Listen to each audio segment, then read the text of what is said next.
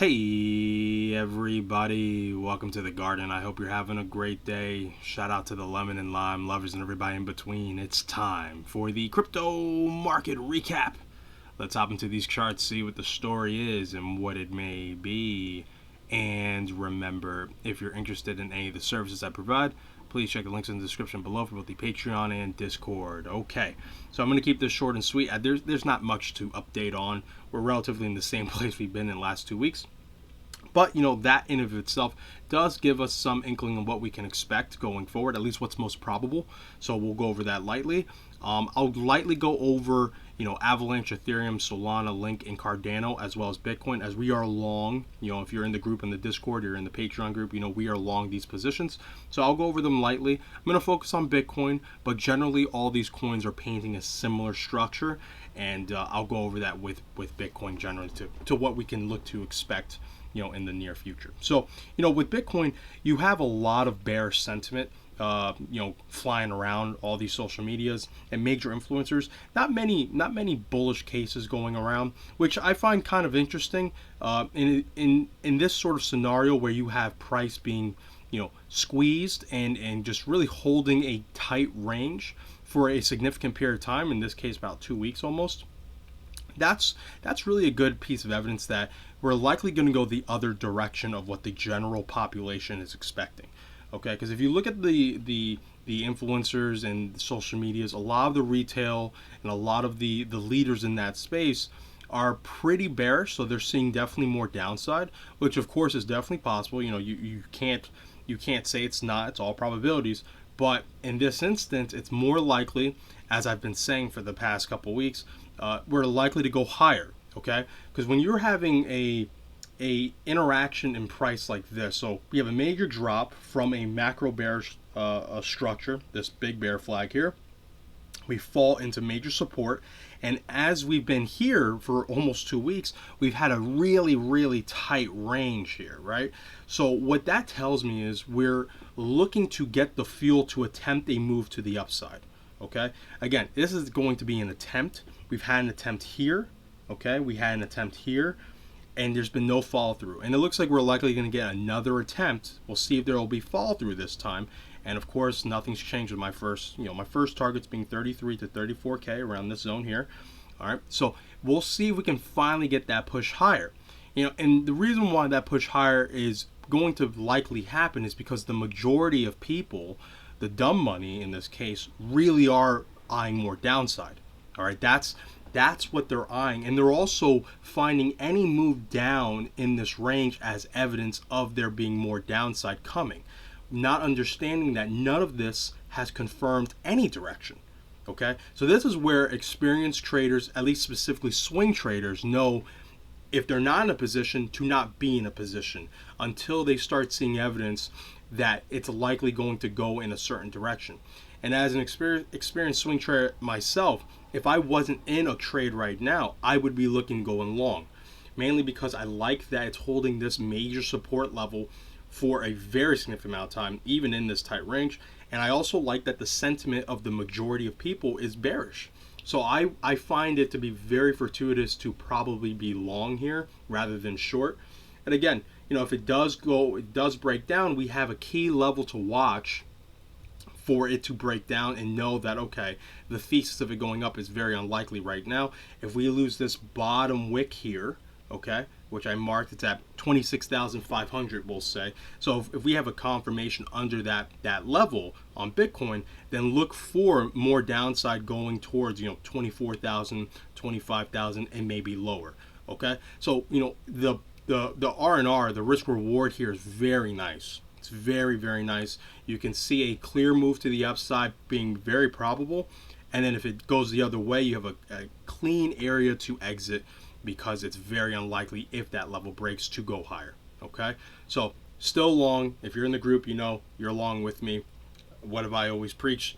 Risk management. So hopefully you're following my risk strategy, or at least something like it, to where if it does go lower, you can capitalize on that opportunity rather than taking the loss. Okay, because if it does go lower, we're looking to add on to our long position, because this whole area and lower, there's going to be major support levels where you will have, most likely, you will have very nice bounces in the future. Okay, so we're going to continue to watch this, but nothing's really changed. We're still within this really strong support area, and we'll see, you know, if this wedge plays out, or if we're just going to move more into like a channel formation, kind of like this, where this wedge is just that was poorly drawn, where this wedge is just pretty much, you know, just invalidated, like not really, you know, nothing happens. That happens. That definitely happens. All right. Let's take a quick look at the Avalanche. We're going to go real quickly through these altcoins because it's very similar. They're very similar. Avalanche, pretty not. I mean, again, what's it doing? As we've been saying, you know, it's going to oscillate around this descending trend line. Nothing's changed. I do like Avalanche. I like its structure. It actually has a more bullish structure compared to like Bitcoin, just because of its nature, how it's descending. I love these sort of structures.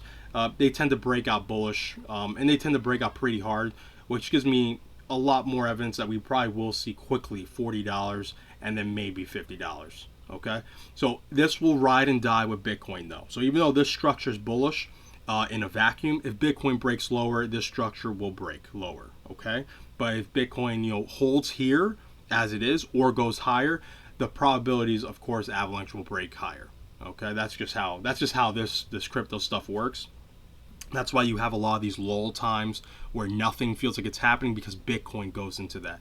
But look at today. I mean, as a day trader, like if you're trading short term, I mean, it's been a great day for Avalanche. It's up almost 12-13% at the high. So, you know, it's great trading day for Avalanche if you're, you know, day trading or doing really short term intraday trades. Okay. Let's see, Ethereum's next. So again, similar to Bitcoin, you know, holding, we'll see if we can hold this bottom wick level here, which is what the low was about, 1700. So, you know, its attempt to hold this level is pretty important for Ethereum. Again, not super important, because if Bitcoin breaks up and Ethereum loses this wick level, Ethereum will, like, let's say falls down to like 1650, but Bitcoin breaks up, then you're going to see Ethereum still break higher. Okay, that's why the most important thing is Bitcoin, no matter what. So, but, you know, as we can see, it's looking to hold this level, just like Bitcoin's looking to hold above that level. And, you know, as long as it holds above these bottom wicks, both Bitcoin, Ethereum, all these other altcoins, you can consider them probably bottoming structures being formed, short-term bottoming structures being formed, and that a nice relief rally will likely come. And last week, you know, looking at how the NASDAQ performed and really the overall U.S. market performed, is pretty bullish. I mean, it was pretty nice. And it does give some hope for the equity market going forward into the summer, that there might be a nice time of bullish activity. But again, unconfirmed. We have to wait and see. Again, look at Solana, same thing.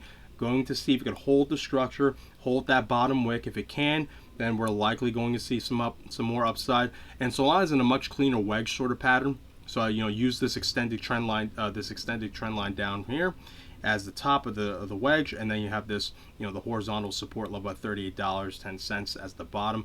It looks much cleaner. And again, if it breaks higher, first target's going to be around $60, which is going to be a great move. And I think it will probably go much higher, towards like $75, if Bitcoin is breaking past 34,000. Okay, let's take a quick look at Link. And same thing, you know, holding that bottom structure wick here. Again, very important, these wicks. You know, if these wicks are lost, then it's very likely, of course, we're going to go lower, much lower, especially on Bitcoin. Honestly, if we see that bottom wick lost here, I think you're going to see a $20,000 Bitcoin before any massive move up, personally. But again, that's just my opinion. That's just what may be. It hasn't happened yet. And the probabilities still are leaning towards upside. Okay. And let's see, Cardano, very similar story. Again, this is why, you know, this is why I've slowed down on the videos. I don't like repeating myself over the same stuff. The videos I've done in the past are still valid now. Nothing's changed. In fact, you know, I'm eyeing more altcoins to possibly, you know, open long on. Unfortunately, today though, it's been a pretty decent day to the upside for some of these coins like DOT. So adding, you know, opening long on them is unlikely. If they were going lower, I might have, but as of now, probably not. Because my mindset is just going long right now. I don't see much reason to go short if you're swing trading. So these structures overall are fairly bullish until proven otherwise. Okay. Let me I'll take a quick look at DOT just because I mentioned it. So DOT, we're not in this position. We had a great, DOT performed super well for us when we were in it. We took our money and ran, and I was tempted, especially after, yesterday, the day before yesterday, I wanted to go a little bit lower towards like $8.50. I was tempted to look to go long there, but today it's had a pretty nice day, so I don't know if it'll get down there. And I'm fairly bullish in the short term as long as these bottom wicks are being held. Okay, so nothing really changed there. I'll take a quick look at XRP as well. XRP, same thing, holding that bottom wick, and if it holds it, it's great. Again, XRP, we'll see if it does break higher. I think 50 cents is a great level. It getting past 50 cents is possible, but I think that will be a really powerful level of resistance for it. So you have to give it time to see how that works out.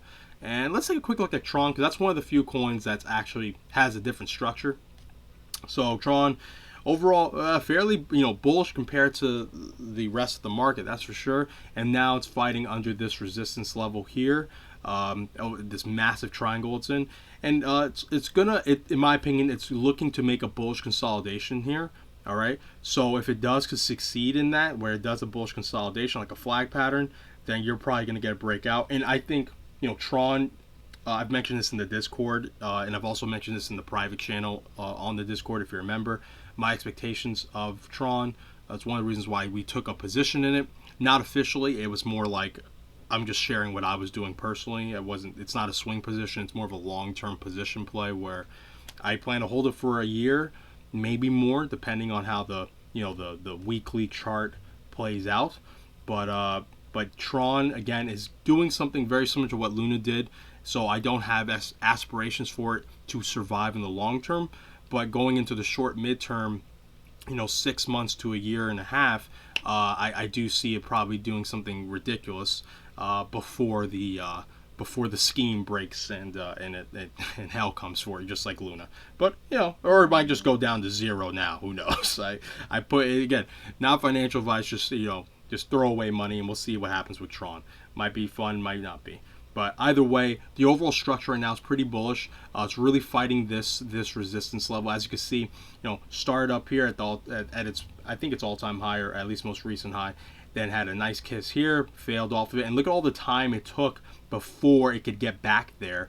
It literally took, I want to say, just under almost a full year, and now it came back, got rejected hard. But look at how quickly it's come back up to test it again. That's a clear indication that, hey, that bullish impulse is real, and this resistance level is going to get tested hard, and likely break. Because it got denied again, but already possibly finding another bid to go higher and test it again. So we might see Tron break out of this structure. And if it does, I don't see it immediately flying up. I do see that it's likely going to break through and then take its time to hold the structure bullish and then break out. Okay, because if it does break through this structure, confirms above it, but Bitcoin starts showing a bearish structure, starts breaking lower, well, Tron may start breaking lower again, because everything follows Bitcoin and crypto. However, if it does show strength against it, relative strength, then you probably will see it just hold this structure bullish before a impulse higher. And especially if its Dow starts performing like Luna's did when it first started, then it really won't matter what Bitcoin's doing in relatively the short term. Tron will go higher. Eventually, though, like everything, Bitcoin's dominance does control Tron, so it'll be relatively strong against Bitcoin, but it will eventually bend its knee to it and follow it. Okay. But yeah, this is definitely one of the more interesting charts in crypto, one to follow, one that's it's fun. We'll see how the ride goes. All right, and I think that's it. I don't really have much more else to say. Again, we're all just waiting to see what happens. And again, the key is to see if we hold this bottom wick, which is about 26,500 for Bitcoin. If that's lost, expect much lower levels for Bitcoin. Around 25 to maybe 24,000, and then if that breaks, definitely 22 to 20,000 in that zone. Okay, And I think that's it. Yeah. All right, everyone. So remember, be patient, be vigilant, and be nimble. Take care, guys. Love ya.